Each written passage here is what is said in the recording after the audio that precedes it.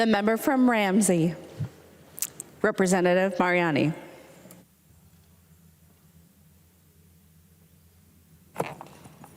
Thank you, Madam Speaker. First, before I say anything, I want to say this.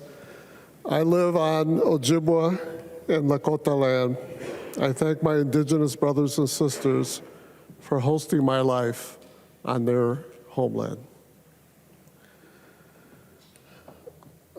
Members, it's kind of hard to believe that this moment is here. It's been 32 years.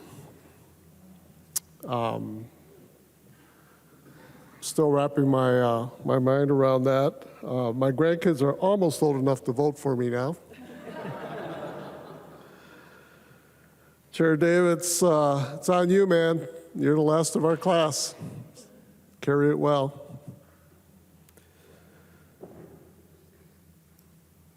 Yes, it is, it has been a privilege, a deep privilege of a lifetime. Yes. And with that, let me just quickly cite James Baldwin, a treasure, a great American, a great humanist, a teacher for us all. He wrote, "Everything now we must assume is in our hands. We have no right to assume otherwise." Yes, a privilege. Jim, I love the wisdom you shared about taking that time, sitting and just being. You're here, but you're also somewhere else. Because I've done that as well. I've sat in the front, in the pages bench, in the midst of fierce debates here, and just pulled myself out of that debate for a few seconds to watch you, to watch us, and to glory in it as we assume that moment that James Baldwin tells us we need to be in.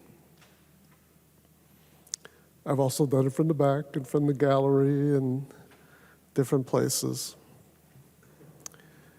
And I've also done it, as Representative Mary Murphy knows, from sitting in the back and just tilting my head back and just, wow.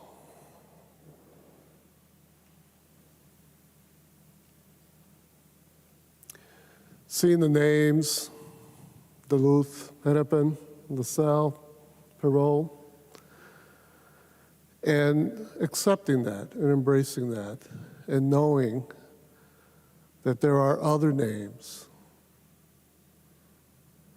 Hassans, Taos, Rodriguez. They're not there etched, but they're there because we are here. This is an incredible convergence here. And it was meant to be that. And it's up to us to make that. As many of my colleagues did earlier, I'm going to get to doing some thanks right away because otherwise I will forget. And what I won't do, what I won't do is just go through the list that has been so wonderfully described with so much love and genuine appreciation by so many others this evening, or this morning. Feels like evening, I guess.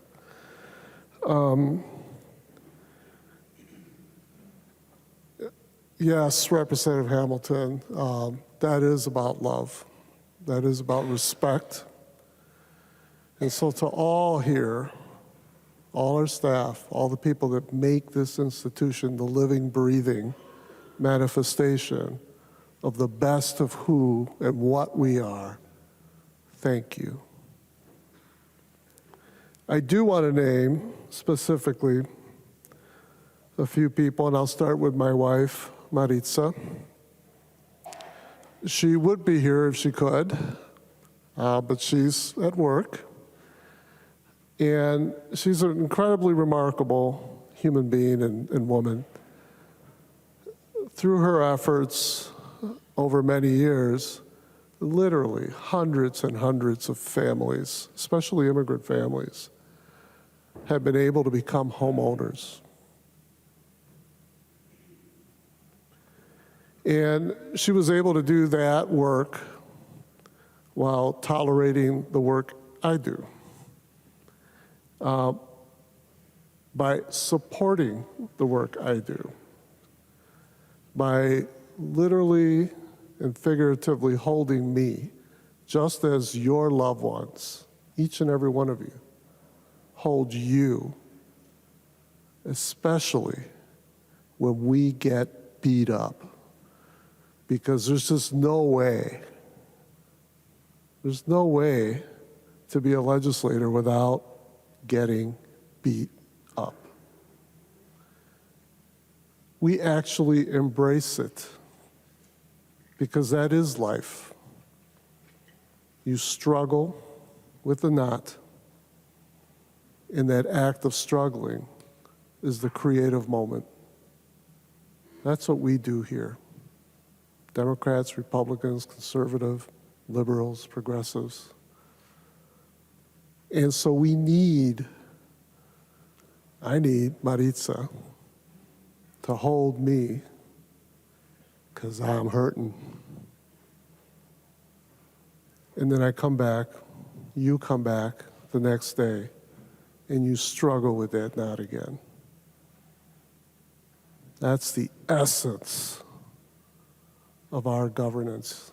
It's the wisdom of who we are as a people. And we embrace paying that price. Because as Rod shared, because there's love. Thank you, Maritza. Gracias. I want to thank my daughter, Caritza, wonderful woman who's spent 6 years working at an HBCU in Texas, creating opportunities for Black and brown young people. Phenomenal human being.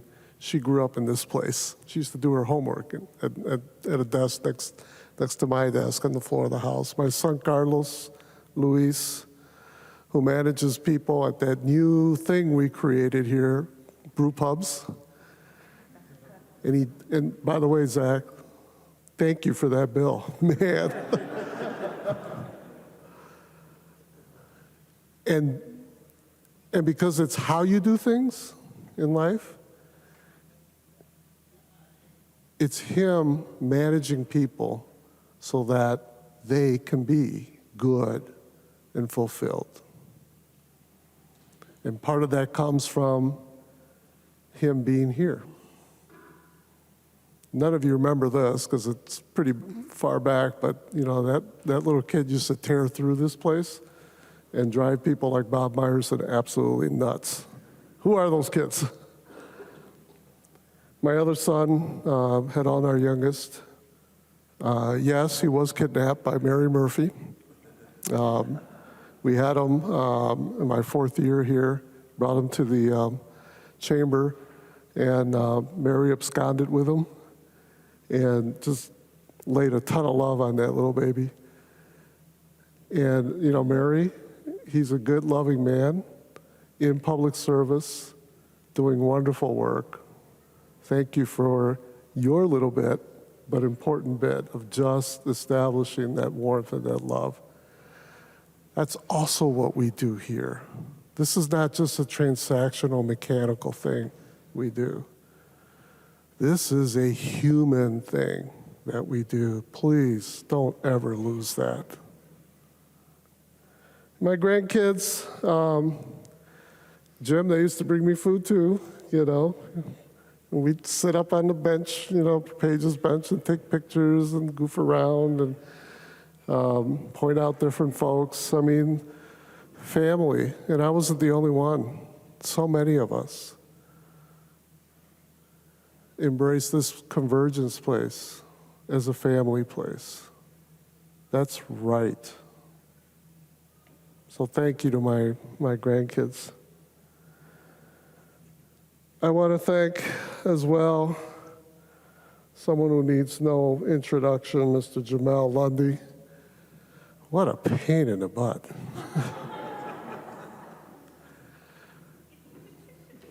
You know, I told him this last night that the meaningfulness of what we do here brings people together. And with him and me, I get a phone call at home, my wife sees the call, and the name pops up, and she turns to me and says, "Your son's calling." There is power and life-affirmingness in what we do here, if we allow it. Thank you, Jamel. I want to thank the people of 65B, a great district, a wonderful district. And by the way, I never have to leave my district to go to work because we're in my district. It has the mighty Mississippi carving right through it. It has bluffs. It has our capital city. And has always been, as long as I've represented it, a multiracial, multicultural, multi-ethnic, multilinguistic place. Always. It's been a blessing to reflect these people, these neighbors, and an incredible advantage, because I know how their hearts beat, and you know how my heart beats. Our alignment with our people, wherever they are, is so critically important for us to do this well. Always do that. I want to thank the Latino people, La Raza, in Minnesota. You supported me, you expected much of me, you beat me up quite a bit, and we did and will continue to do good work. I think we'll have a Latina from my district here. Please welcome her with open arms as you continue to welcome that community into our broad community of families. Madam Speaker, I want to thank you, and I can't do it as eloquently as my friend Paul just did. That was wonderful and so true. And given what he identified, the context within which you have put yourself forward, I could tell you this, I am so glad I'm not the speaker. You are remarkable. And you believe in me, and I believe in you. Thank you. What I really want to say could be done in a short manner, but you know that ain't going to happen. What I want to say in my last speech on this floor of this special institution is simply this. Love this often rugged place. Treat it with respect. It is all that stands between us as a people and lack of hope. It provides a process, a way for a large and diverse people to have order, peace, safety, use of the bounties of this land to help realize the dreams of everyone. All of us come here as a result of a journey. We are each the fruit of a long journey, the journey of our elders, people who wished you. We are the product of their dreams.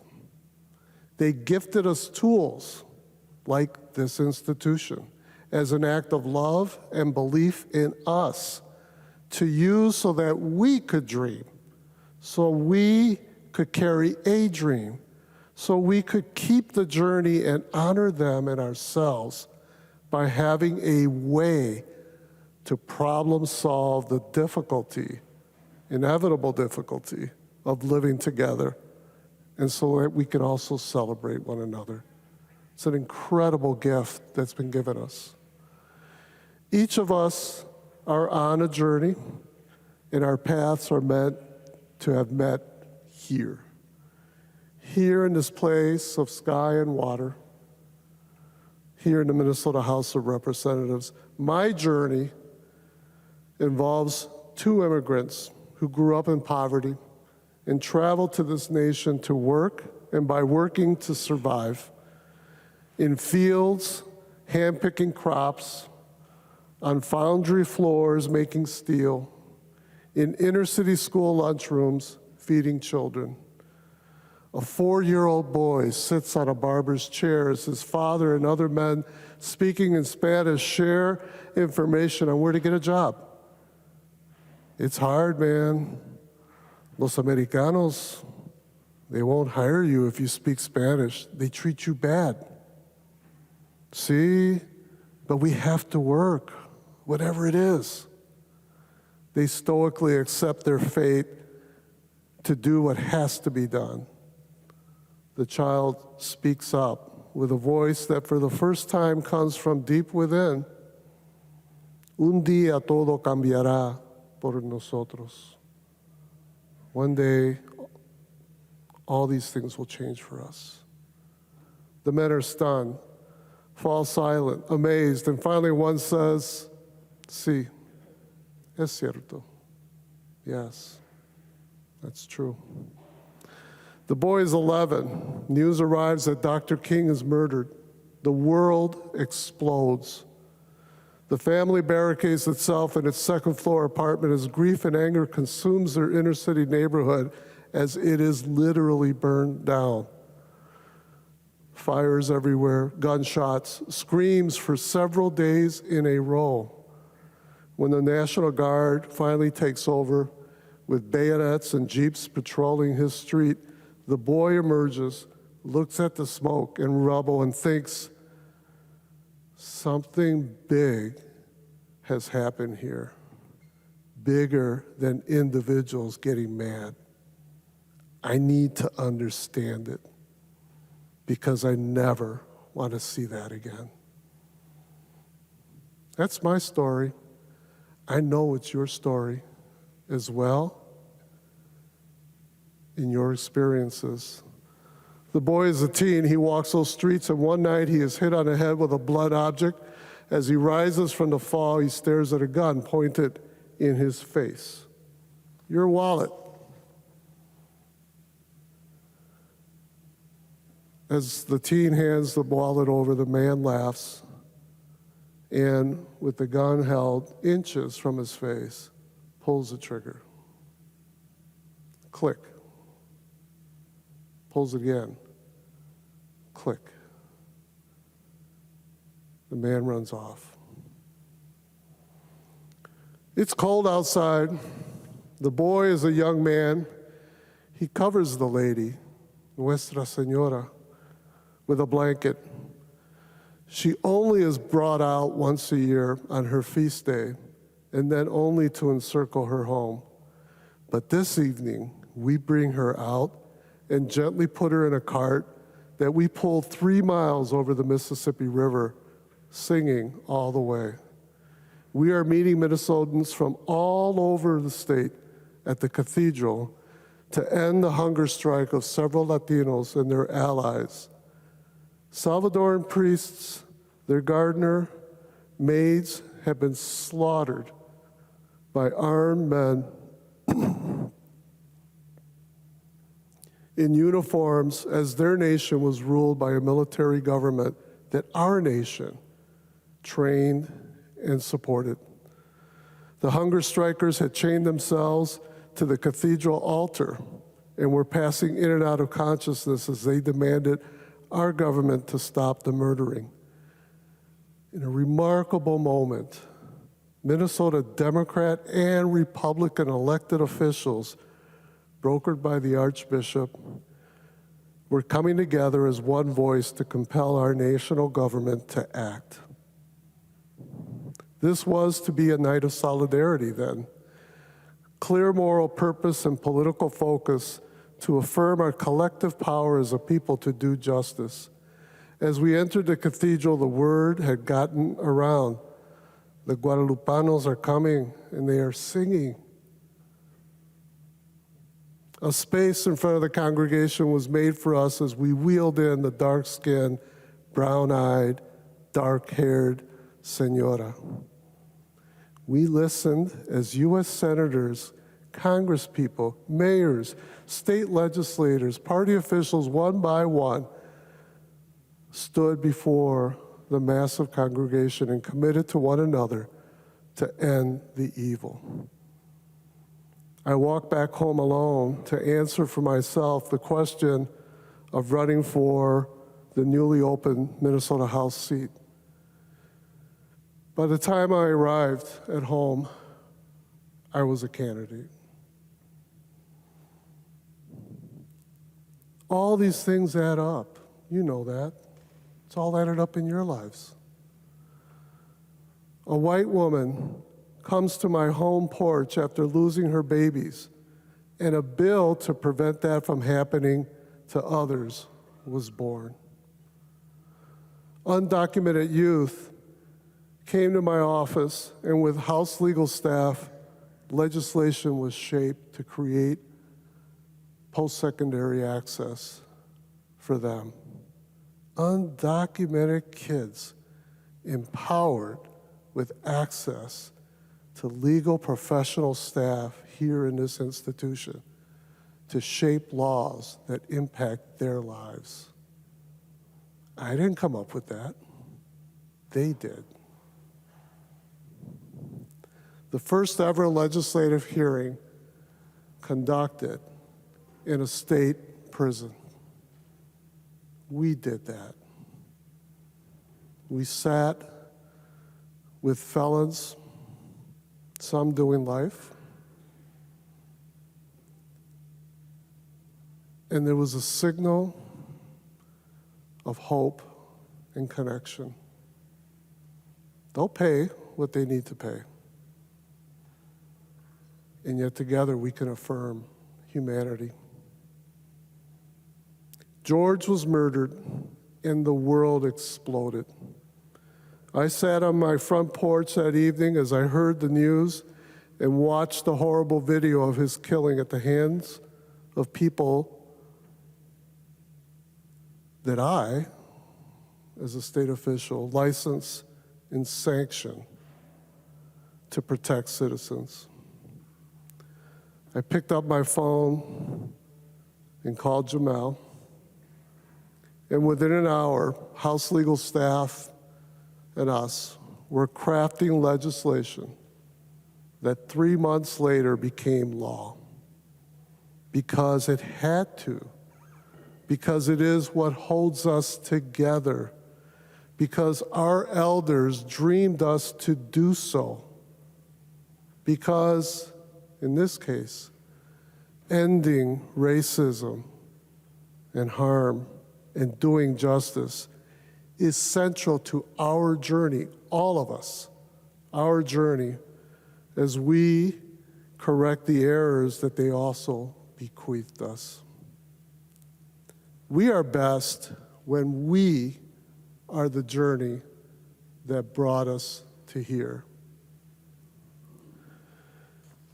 Madam Speaker, with your permission, I would like to approach the well. You may.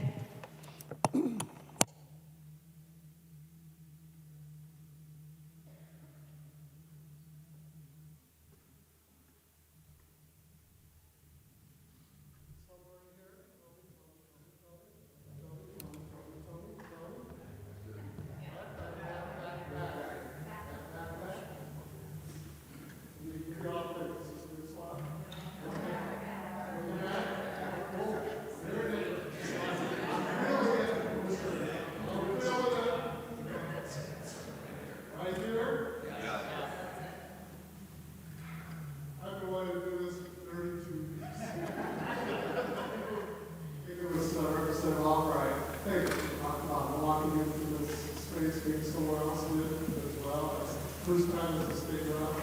I ran in, walked down probably where Lily is, and I was late because you know me.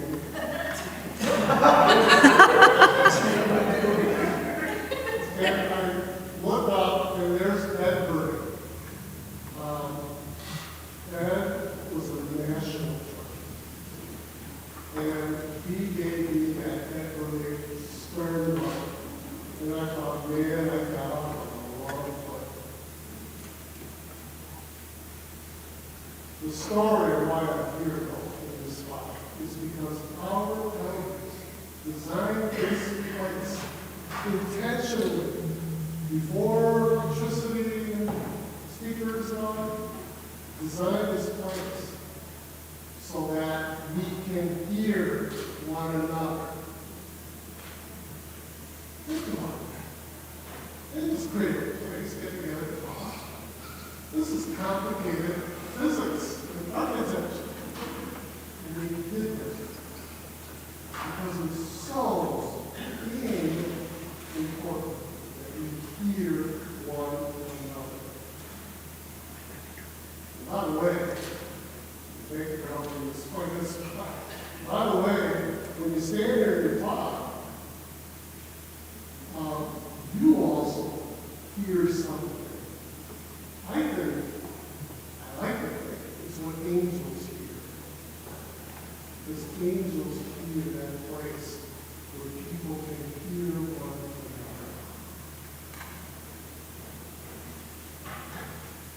Respect this place, always. Treat it with care, with decency, and love, for which it is designed. Always. And that's going to mean you got to do that with one another. That's our strength.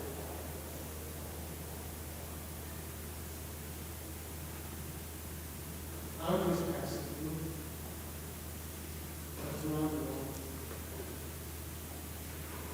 This is bigger than you. It's bigger than you. And that's the way it should be. So thank you all for being my co-journey person. Thank you all for serving this institution. Thank you, Madam Speaker. God bless. God bless you all. Very